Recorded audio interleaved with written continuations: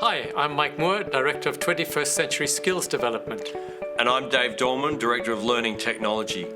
We work at Mulgrave School, an independent international baccalaureate or IB school in West Vancouver, Canada, serving about 950 students from 3 years old in our early years program through graduation in grade 12. Each student in the school from grade 2 has a device, iPads from grade 2 to 6, and we are BYOD from grade 6 to 12. We have a huge focus on skill development with a planned scope and sequence from the early years through to the senior school.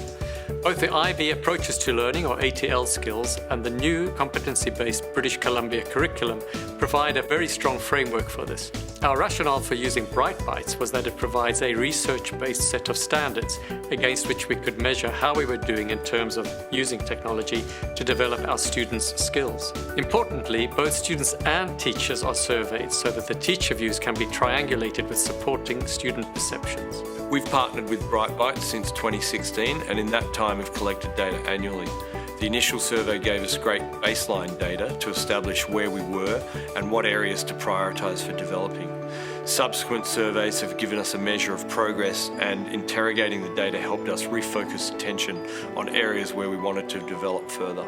The insights provided through the Clarity dashboard are very visual and are powerful evidence when working with colleagues. The Clarity dashboard gives us measures that are easy to understand, but at the same time can be interrogated in depth with accompanying suggestions on how to address weaker areas. We can easily see trends from previous surveys and can benchmark against similar schools. Support from our client success partner, Adrian Gutierrez, has helped us get the most out of our survey results. He has coached us through our survey data in our monthly touch-based meetings. With his help, we have interrogated the data, identified areas to address, and consider ways to work with colleagues to increase engagement. One example of how we responded to the data from the BrightBytes survey was to identify 4C-aligned technology strategies as an area to develop. I then met with teachers by division in the spring, used a gallery walk to stimulate ideas of how to use technology to teach creativity, critical thinking, communication or collaboration. Each subject team then devised specific lessons where they would use technology to address a particular 4C skill area. We also used the data from both our own ATL survey and the BrightBytes survey to identify that teachers of different grades needed to hear what skills were being taught elsewhere. In a whole school staff meeting, I had teachers share successes that they had in teaching specific skills with colleagues from other grades in the school. This enabled transfer of skills learnt in one class or subject to another. Whilst our environment and skills scores have always been strong throughout the 3 years, we've seen improved scores in key areas related to the 4Cs and in access.